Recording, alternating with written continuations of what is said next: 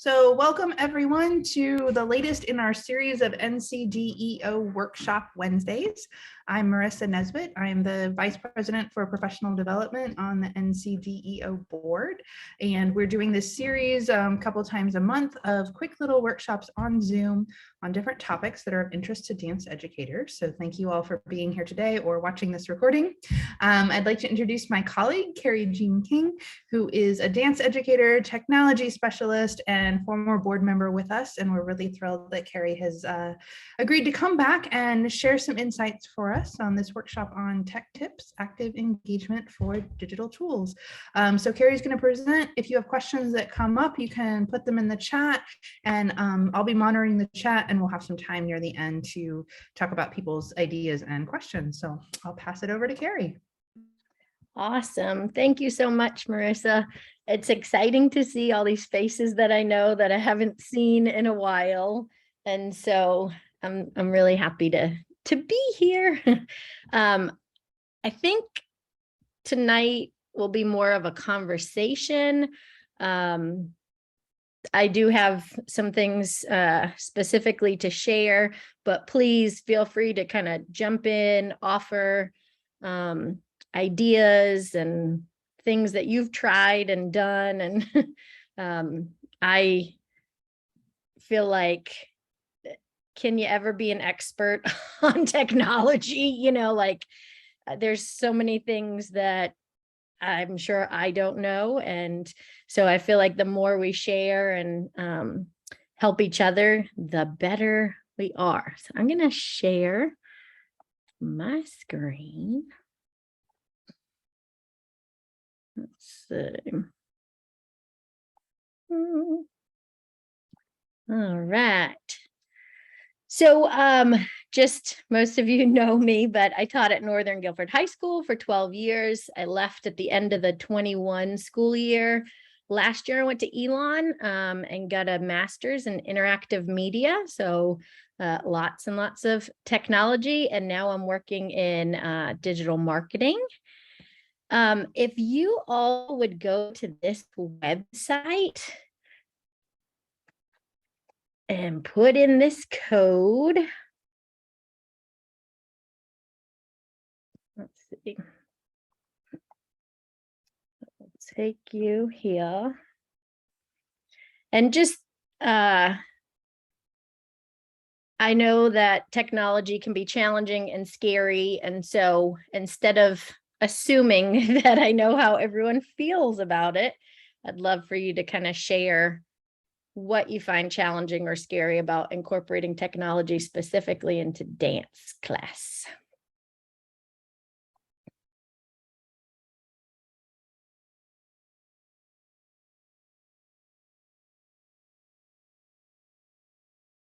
And as you share, they should pop up here for us to see. So this could absolutely be a tool that you use in your classroom.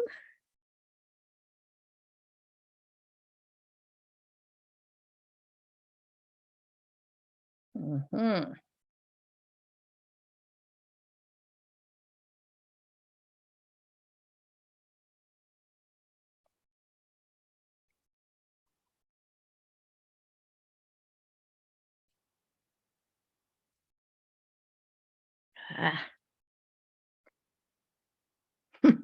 Doesn't work. Isn't that always how things go? Especially when you're like super excited about something and you're like, oh, I have this great thing. And then you go to use it and it doesn't work the time you go to use it. It's like, oh, lovely. All right. So lack of knowledge, lack of comfort, doesn't work. Prep time, understanding, age appropriate, making things seamless. Yeah, absolutely. I agree with all of these. And I am glad that you said a lot of the things that I thought you were going to say. So feel free to add some more as you think of them. But so there are so many digital tools out there, and so many of them do the same things, right? So a lot of times people say like, I don't know what to use. I don't know what platform. I don't know what app. I don't know what website.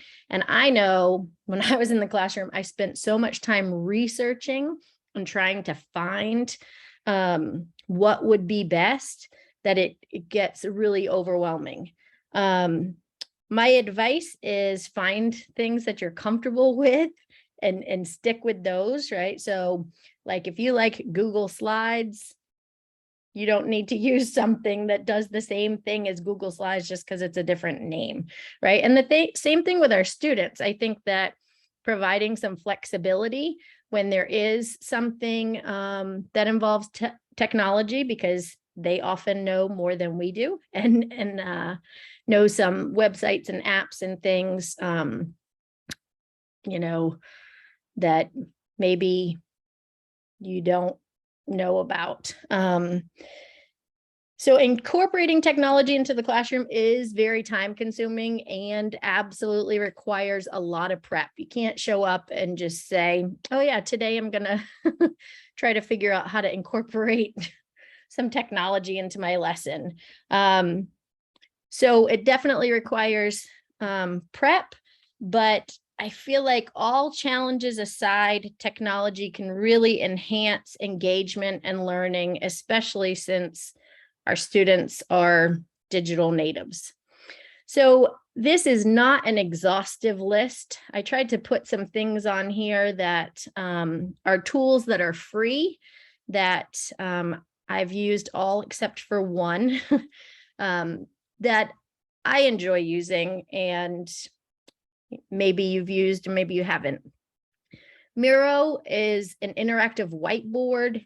There's also Jamboard through Google, very similar, but Miro can also make like really cool mind maps and flow charts, and you can add pictures, you can add video, you can embed all kinds of things. So it's a great place to really like brainstorm, and it's collaborative, right? So everybody can get on there and add things, and then you as the teacher can move them around and figure out where people can go. I do have a link here, but I don't know. Okay, so you can see mind map and all these different frameworks you can use. You can start blank ones. I can't even see everything. Has anybody used this before? No. So it is similar to like a Jamboard, but I definitely really like Miro because you can, you come in here and you can move things around. You can add sticky notes onto something that somebody else posted and type into it. You can highlight things. You can change sizes. You can do all kinds of insert charts and diagrams and stickers and emojis. And so there's so many different things. You can even do Google image searches. So a lot of things that could happen with this, more than just a brainstorming tool. It could be an activity to respond to something that you're watching in class, or anything really. H5P. Hey, Kerrie, before you Yeah. go on, Kim put a question in the chat. So she said, would you say Miro is more student friendly than Jamboard? So I don't know if you could speak to like the similarities or differences, or why you might choose one over the other. Yeah. I think they're both pretty user friendly, pretty easy to kind of figure out. I think there are more possibilities with Miro than there are with Jamboard. And I used Jamboard when I was in the classroom. I did not explore Jamboard extensively, so there might be capabilities that I don't realize, but we really just used like sticky notes and moved them around and that kind of thing. Where Miro, you can embed video and pictures, and there's emojis, and it's all kind of built in. And you just share your link with students, and they open up the same one and can work on it at the same time or on their own time. H5P, I know that Laura talked about Edpuzzle at one point. This is a similar, I'm trying to share things that maybe you didn't know about. I learned about this last year in school. So H5P, you can take video and you can add questions. You can add, like, have it stop in certain places and put, highlight a vocabulary word that you want the students to make sure they get. It looks like Canvas and Blackboard and Moodle. I don't have anything examples, right? But so you can take video and add questions, and let's see if we can find something good.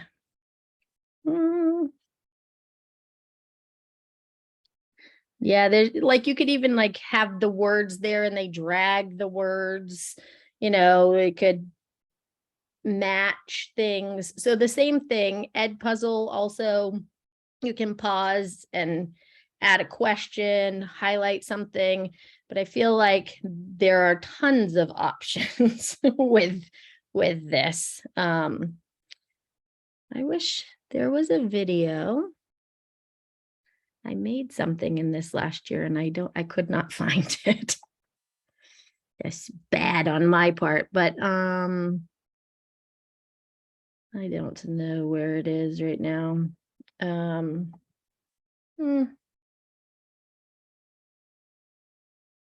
There was a fun little video that had fruit in it that kind of shows. I don't know. It's an option, something that I did use it last year, and I felt like it was pretty user friendly. It didn't feel like something that, oh man, I need to read a tutorial and watch a million videos to be able to do this once you get started. It's not bad. I put iMovie on here simply because a lot of students have access to iMovie. I know when I was in the classroom, I struggled a lot with video editing tools because the school only had Movie Maker and like the most basic version, and it was only on some computers. But a lot of students, and I felt bad asking students to like use something they already had, but they loved using Movie Maker and can do it on their phone, can do it on an iPad, can do it in different on different devices. Flip, I found out the name changed from Flipgrid, but it's a video-based tool that you can engage with other people. You can post a question, the students respond with a video, and then students can be assigned or choose to comment on another person's video with another video. I found that when it was movement based, the students were actually felt more comfortable than when they were like giving verbal feedback over a video. They didn't want their faces on there or anything like that. So movement responses I found were easier than talking. Complete Anatomy, I love this app. And it's an app. So on the computer here, I'm not sure how to show you, but you can go on, there's a free version and there's also, you can upgrade, but you can see 3D models of the body. You can have it pull back the skin and show the muscles. You can see the tissues. You can see all kinds of stuff. You can isolate and have just one bone show, and you can spin it around to see it from all different angles. There are little quizzes on there that you can take with like insertion points and yeah, there's all kinds of things. I used it a lot with muscles, seeing where the muscles attach, and seeing how big or how small the muscle is and the shape of the muscle. Definitely the students found it really interesting as well. Has anyone used Complete Anatomy? No, it's a really great, I suggest you check it out. The C stands for complete, but in the App Store, it's just C Anatomy. So there's all kinds of interactive things you can do. And the coolest part, I think, is the 3D models and being able to specifically isolate different parts of the body and look at and delve deeper. Dance Maker is an app that maybe you have used. It's the Dell Dance Education Laboratory put it out, connects to the New York standards, but all the standards are very similar.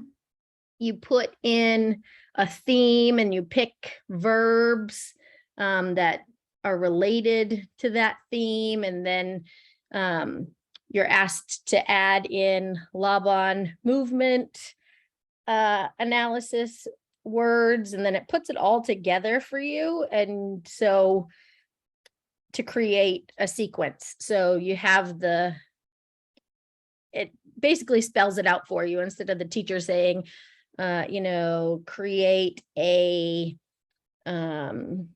swoopy leg swing phrase that travels on a zigzag pathway or whatever it is. It kind of puts it out there for you. And I found that it's great for beginners, but when upper level students would get stuck, I was like, open the app because they wanted me to tell them what to do. And so I was like, this gives them some ownership into, now you have to choose and select certain things. So it's not just somebody, telling you exactly what to do, but it makes them, there is a video. I don't know if anybody has seen this. But I can, you probably don't want to watch it right now, but I can put this into the chat. And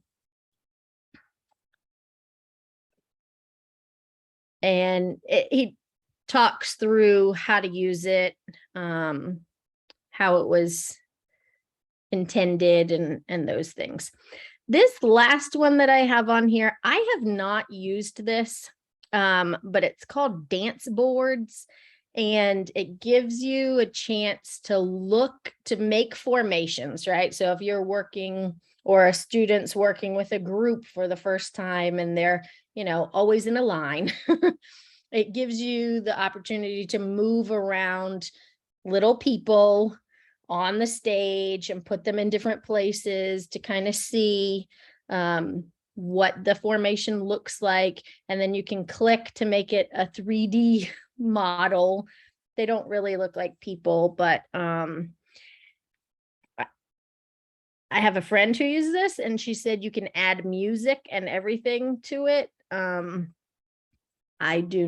have not used it, but I wanted to put it out there as something that might be interesting to investigate and to look into. But you can, I did play with it a little bit the other day, and you can like put a person on there and you can name them. You can put their name. So you could show up to class could use it yourself, show up to class and say, you know, put it on the projector or and show people where they need to be. All right. Okay. So connecting to the North Carolina Essential Standard strands with technology, I just kind of brainstormed some different ways that you can use technology within these different strands. These, again, are not an exhaustive list. Happy to hear more. Feel free to share, but I did want to stick some things out there just to kind of maybe help you think in how can I, when can I, what can I? So creation and performance, I think, is the easiest, personally. I did a lot of technology with performance, and I know a lot of people don't, so maybe it's not the easiest for you, but whenever I think about creating dance film, right, and that doesn't have to be something that's long, but I feel like the chance to create for a camera is really different than creating for a stage. And it helps students to understand perspective and framing. And I really encouraged my students to do things that can't be done on a stage. Don't take a dance that we could do on a stage and film it, right? But how can we see it from above? How can we see it from, you know, different angles, different perspectives, showing only certain parts of the body? We can also use technology to aid in the choreographic process. So brainstorming, things like Miro board, Jamboard, recording improvisation. I know that, you know, you don't want to remember what you're doing, but it is good if a student can set up a phone or an iPad or something to record themselves and then be able to go back and look through and choose the things that they feel like they want to hold on to. That app with formations and things, the Dance Maker app. So lots of things within the choreographic process. Music editing is another great use of technology. I always used Audacity.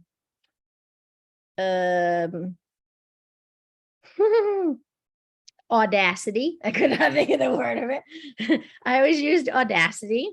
And I find it fairly user-friendly. There are some weird little things, like if you are listening to your music and you want to cut something out, if you hit pause and then you highlight what you want to cut, it won't let you do anything. You have to hit stop. You can't hit pause. So that was like the number one thing that I always had to keep reminding students. But even if it's something as simple as fading in, fading out, making this 4.5-minute song 2 minutes to fit your dance and not just stopping, right? So it doesn't have to be anything complicated. There are also platforms where you can create your own music. Now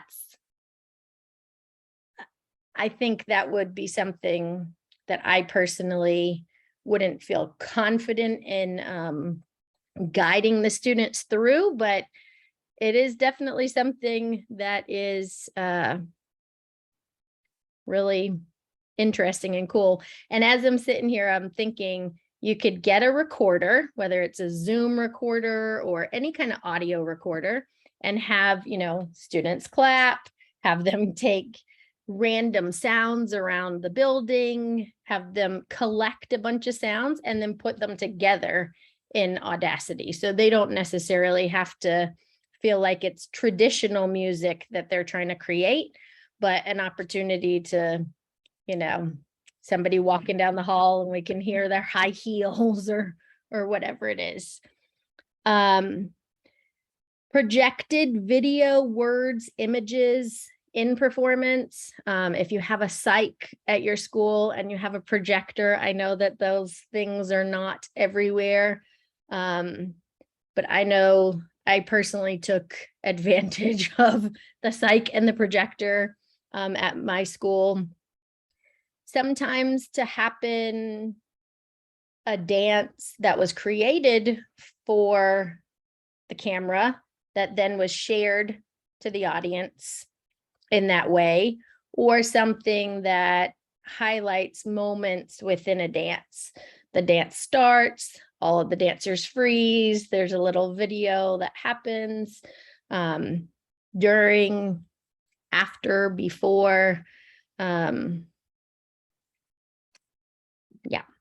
And then students love to design posters, right? And that's using technology, right? Everything we do is digital.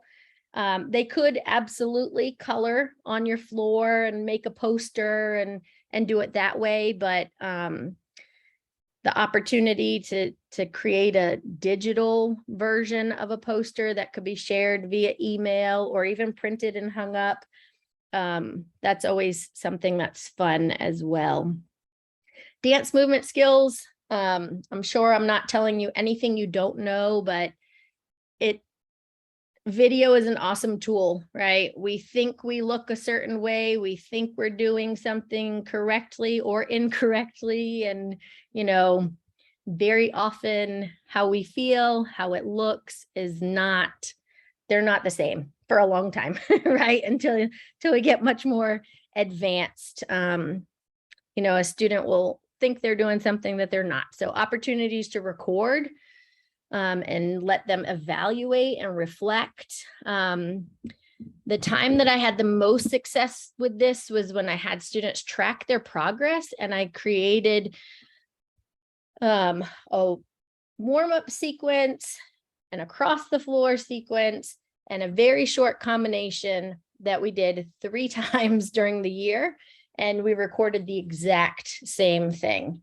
And the students were able to go back, because I find that a lot of times people will be like, I haven't gotten any better. I don't think I've grown in any way. And it's like, they just have no concept, but having a chance to look and go, oh my goodness, I had no balance when I was doing that. And now I look so much more graceful and balanced and, so I found that's helpful. This is a tool. I don't know if any of you know Dance Ed Tips. I get their newsletter, and so I read about this, but again, I have not used it. But it's an app called Spotlight, and it says that it can track motion to help with technique. Like they've put certain movements, like a pirouette, into this app. And it tracks different points on your body and will tell you what's in alignment and what's out of alignment. It looks and sounds incredibly interesting. How it works, I have no idea. But Dance Ed Tips developed that. And so I saw that in their newsletter. Responding, right? Flipgrid or Flip. Peer feedback. There are so many streaming and online performances now. So wonderful opportunities to share and have students analyze those. If you're working with vocabulary or things that students would memorize or knowledge, right or wrong kinds of quizzes, Kahoot is a good thing to use to review for a quiz or to prepare for something. Nearpod is also another. I know Guilford County Schools pushed Nearpod one of my last years. Has anybody used Nearpod? No. So Nearpod can happen, like a teacher can create a Nearpod and go through it in class with the students, or they can do it on their own. And you can put questions, you can put video, you can put all kinds of things. It's similar to like what a PowerPoint would do, right? There's a bunch of different slides, but the students, can respond right into it. And if you're doing it as a guided thing, the teacher decides when you move to the next idea. I know Amelia Bird used a lot of Nearpods. And so she would be a great person to talk to if that's something you're interested in. But it could even have a movement prompt that you're using in class that's projected. And then you decide when you move to the next thing. And then if it's something the students need to respond to, they could get on a device and do a reflection during class. I feel like one of the things I struggled with a lot was kids sign up for dance to move, right? And so I want to make sure that every day we are moving in some way. It might not be the whole class, but they didn't sign up to sit and just watch and talk. Those things are wonderful and totally needed. But how do we find that balance? And I feel like Nearpod is a good way to kind of incorporate that. We're going to move because I can just see this prompt, and then we're all going to reflect, and then we're going to put our devices away again, and we can keep moving through this thing together. Because I know that was a struggle of mine of, it takes a long time to watch something. It takes a long time for everyone to type or whatever they're doing on their device. Interactive video like Edpuzzle or HP5 is another way to respond through technology. Connecting that anatomy app. I love that app. YouTube, right, has tons of cultural dance forms. I know that's in a lot of the connecting section. And then something that I found happened during remote learning that I really loved was having the opportunity to have guests for interviews, right? To be able to talk to somebody who, one of my friends from undergrad was in a national tour of a Broadway musical, and to be able to talk to the students and talk about what that was like and what was required and all of those things. I feel like technology allows us to connect with people all over the world. And then I could not find a lot of things. I am very sorry. But I tried to put a few things that were favorite lessons or projects that incorporated technology. I don't know if anyone has looked. This is probably not for elementary school. I guess it depends on how you look at it and how you preface it and all that. But I taught high school, and I think this is probably geared toward high school age students. But has anybody done this or looked at this, or Marissa? I haven't done it, but I've looked through them and like watched them and stuff. And I think it's really cool. Yeah. I tried to find ours. I couldn't find it. For connecting and responding as well. Like you could really address so many different movement, everything. Yeah. So Rosas dance rosas, right? This came about because Beyonce basically, or probably not Beyonce, Beyonce's choreographer, there's a lot of similarities in, what is it? If you like it, then you should have put a ring on it. That song. I can't think of the name of it, but the choreography is very similar to many parts actually, it's not that. It's Countdown. It's Beyonce Countdown. Sorry. This is Bob Fosse, Mexican Breakfast. Sorry. We did a whole thing on like copyright but so this could also fit into something like that. Beyonce has a video. They're dressed the same. The chairs, there's movement that directly came from this dance.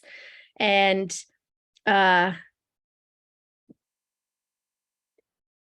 Teresa Kurtzmecker, I don't even know how to say her name. Basically, her response was, you want to do something with my movement? That's great, but learn it so that you can do something with it, right? Don't just go and try to steal it and take it. So she talks, they have the music here that you can download, the information about the dance, the cast, there's a film version of it, all of her notes. It's really amazing, everything that got put on here. The original choreography, and then they break it down into, oh no, that's not it. Where are the sequences? Oh, here it is. So they break it down into the different phrases, right? And so you could definitely use some of these phrases with younger students for sure. But they're in a chair. They're very gestural. And then she goes through the structure, which is incredibly thoughtful and complicated in a simple way. And then they put all of the choreography together, but they invite people to create their own version and upload it. And so there are versions here from, Prague. There are kids, there are adults, there are people on stages, there are people, all kinds of variations. There are some that everyone is on a video and they edited it together, from Zoom. But I do have our version that I can show you at least a little bit.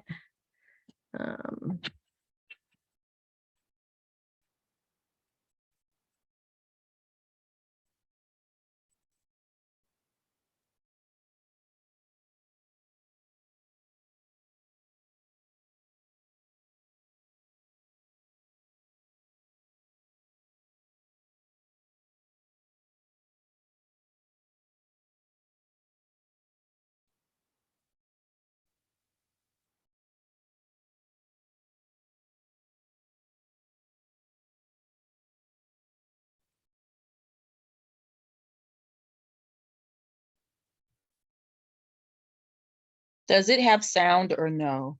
Oh, you can't hear the sound? It does have sound. Oh man, I guess I probably didn't share my sound. Makes a lot more sense with the sound. That stinks. It does have sound, and if you could hear it, it would probably make a lot more sense because it's all of this like da-dum, da-dum, da-dum. It's very rhythmic and percussive. But I'll share all this with you guys after, and so you can watch it if you like. So this was when students were not in school, and so they recorded themselves and submitted it to me, and I put it together. But we did talk over class about ways to put it together, and at some point there's multiple people in the frame. Photo essay. I had the students create PowerPoints. So they had to pick a social issue. And we talked about how to communicate with still images. And we talked about framing and we talked about location, and we talked about, I thought like this was a really cool, she took a, you know, a picture of her reflection.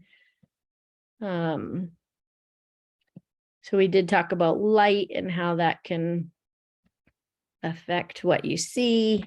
From there, this particular class, I had them create, I called it, I think, I don't know, it's like stillness into motion. So they had to take those exact 3 pictures, put them into a sequence. They start in the first one, they have movement that takes them to the second one. They stay in the second one, however long, movement that takes them into the third one. So going from the still frozen shape, embodying that into making it move. I do find that if you want to do video work, starting with photography is actually a really positive thing, and you get better results because the students have a chance to kind of stop and look at what happens when I take this picture from above. What happens when the light is behind me, the light is in front of me. And then at first, I usually just let them experiment, and then I give them specific, like, I want an extreme close-up, right? So whatever that is, I want a mid shot, I want a full body shot, I want an action shot, I want you to be silhouette, right? So kids were running around the school, going in front of doors that had, you know, lots of sun coming through, and I want a picture of a shadow, right? So I don't want to see you, I want to see your shadow in the picture. So obviously they need to be in partners or work together in some way because they can't take a picture of themselves. But so we did shadow, we did silhouette, we did diagonal composition. Something in the composition had to have a diagonal staircase, right? The railing, but it really helped the students kind of think about framing, perspective, lighting. And so starting with that before film, I think is really good. Interactive journal or portfolio. I did this in Google Slides when I did it, but there are so many different ways that this could happen. I created a template, and then I had each of the kids copy, like make a copy of my Google Slide template that then they renamed with their name and they shared it with me. And there were prompts on different pages.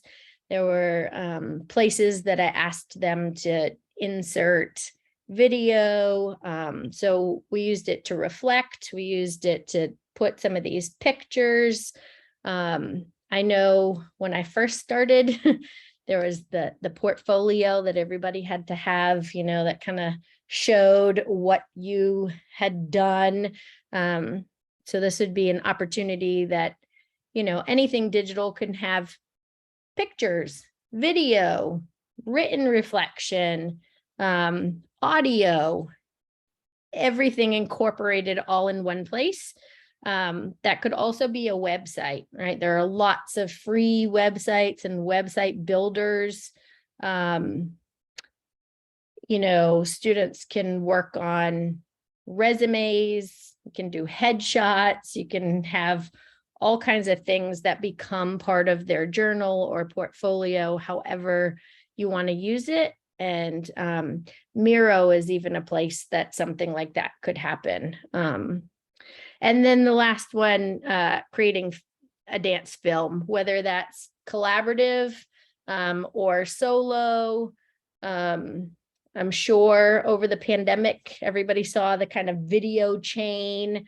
You know, I finish with my hand up, so the next person starts with their hand up, right? I finished like that, so the person starts like that, to help things kind of be seamless and all fit together, and it makes it much easier in editing. So that, oh no, I don't want that to happen again. That is what I put together. I am happy to hear how you've used technology in the classroom, whether it's tools that I shared or others or questions you have. Put my email address here. I'm always happy to chat or share ideas or problem solve in some way. I know that's a lot of technology work is, trial and error sometimes, and having someone else that you can bounce ideas off of or say, hey, I've encountered this issue. Have you ever had that? It's always helpful when you have somebody else you can ask or talk to. So, any questions? I don't have a question, but I do appreciate, hey, Kerrie, I Hi. do appreciate everything that you shared.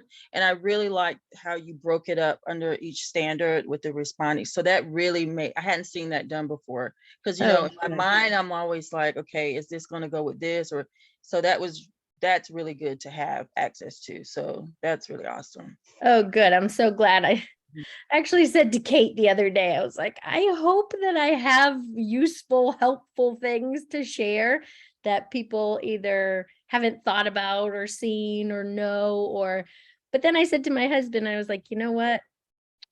Validation is also a wonderful thing, right? When you come to something and you don't necessarily learn something new, but you go, well, I guess I do incorporate technology because I've done half of the things she's talked about, or, so hopefully get something out of it. Yeah, I really like your point about the still photography before video. And I think that was during COVID, we had a guest artist who came in, worked with my students on making some video projects, through online stuff. But I think that was the missing piece is to do that. And then it reminded me how I just did like a responding to image thing in one of my classes the other day.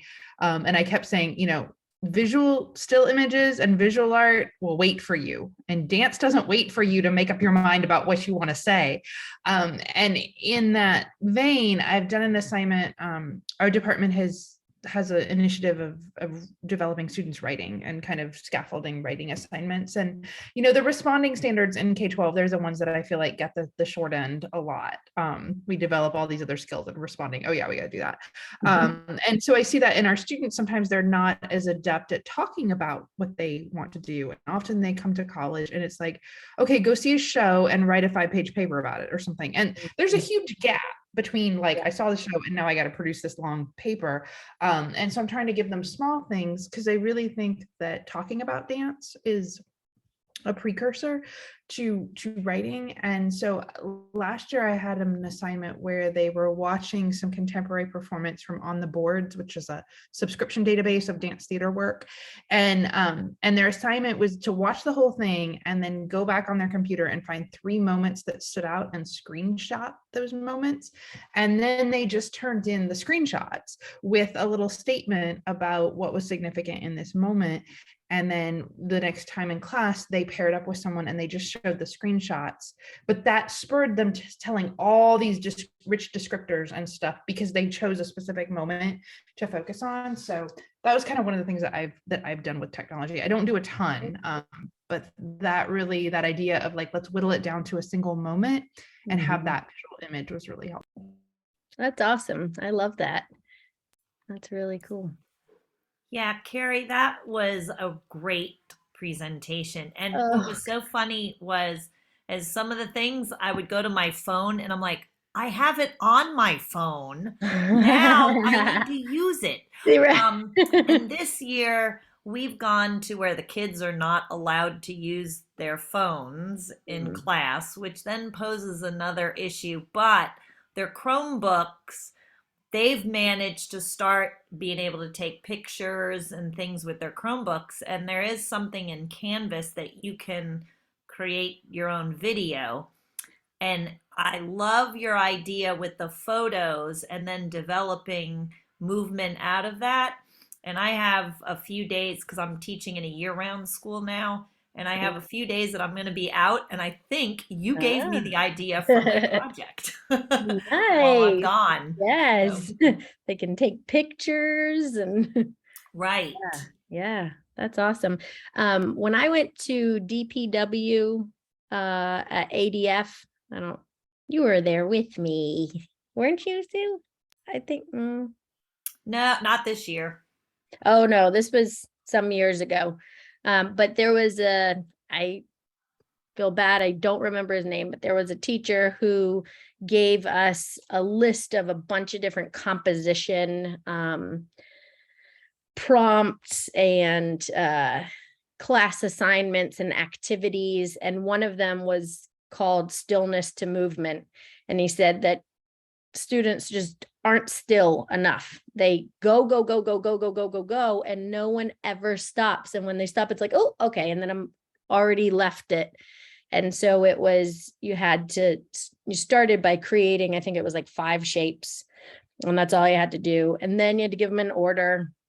And then from there, each shape had to be held a minimum of 5 seconds. And he said, hold at least one that feels like way too, like uncomfortably long, right? So that somebody could take a picture and get every detail of it. But that was definitely a very fun and interesting and hard to stay frozen activity that this photography stuff also kind of makes me think about moving, starting with it, being able to see something and really find the detail and go that way. So I'm also finding, and I don't know if it's different because I'm at a new school this year, but I'm finding the kids are not all aware of their bodies. And I don't know if just all the isolation has done this to some of the kids, but so if they're taking pictures and then they're looking at themselves, yeah. and then what they can develop out of that, it may help them to respond to their own bodies and movement in a way that might help them. Yeah, absolutely. And, asking them to, because we can go back and keep looking at it, think about every single detail. Where are your fingers? Where's your head? Where's, so that instead of just, oh yeah, here's something and we're done, but like, what can I do? And is one shoulder lifted? And then having to, focus on detail also. Video annotation. Ooh. Yeah, so I put a couple things in the chat that may or may not be helpful. So Go React is the one that I've used, but it requires a license. So like my university has a license and I can embed it in my Canvas class. But I don't know that it's available broadly for like K-12 teachers if your school doesn't already have it. But a colleague at NCDEO this weekend was sharing Video Ant, which is a free website that does the same thing through YouTube. So you have to first put the video on YouTube. But basically what it lets you do is at certain moments you can tag. So you can say right here, I want to make a comment about the video at this specific moment. And so we use them in teacher ed for like, let's get a video of your teaching and then have you look for certain features in your lesson and tag when you did these, or I can give you feedback and I can say right here at this moment, this is what I'm talking about. But I also think it could be really useful for giving feedback on choreography. Yeah. And also for a responding prompt to have students take a video that's publicly on YouTube or a video that they created and put up, and whatever element of dance they're studying or whatever their thing they're looking about, they can tag the certain moments where they see it rather than trying to after the fact go back and explain, well, remember when they were doing blah, blah, blah, blah, blah, and this happened, it's like, oh, right here at the 2-minute mark, they can go back, find it, make it still and talk about it. So Video Ant, I haven't used it, but I just looked it up and it looks really cool and it's free. Free is good. Free is definitely good. And it more and more and more things are becoming free or, accessible to teachers free. So that's definitely a great thing. I feel like the conversation a few years back would be, how do I get, these tools? How do I, but I feel like right now there's so much. Me personally, I said it at the beginning, I get overwhelmed with the amount of things there are. And, like I said, something like a Miro or a Jamboard or a, Google Slides and PowerPoint and Prezi, and the same thing with video. And there's so many different platforms. And I really think a lot of it's personal preference of what do you find, the most user-friendly and easy to share with students. And the same thing, like I said, being open to students if they are going to make some sort of digital product for your class, giving them the option of that can be whatever you want it to be. That can take on the form of a PowerPoint, that can take on a Prezi, that can be a video, that can be, however they want to share the information. So.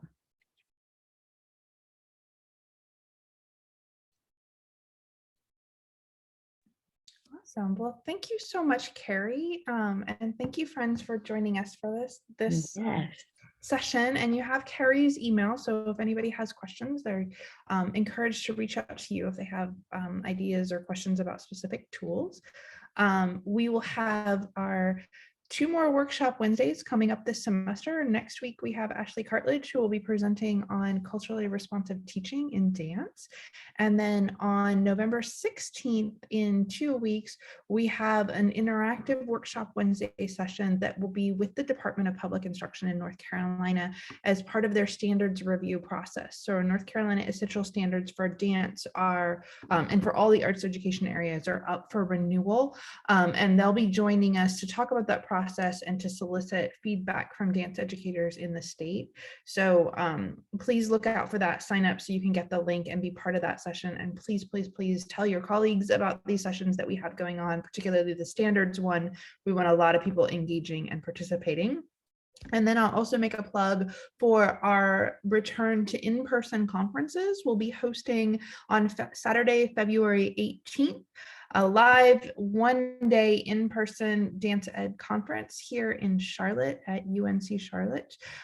We hope that you all can join us. The registration information and sign up will be coming out soon, but the board is working to make sure that the costs stay low. So we really want it to be an accessible event for everyone. Proposals are due this Saturday, November 5th. So if anybody is interested in presenting, please get your proposals in. Please also encourage your colleagues to get their proposals in.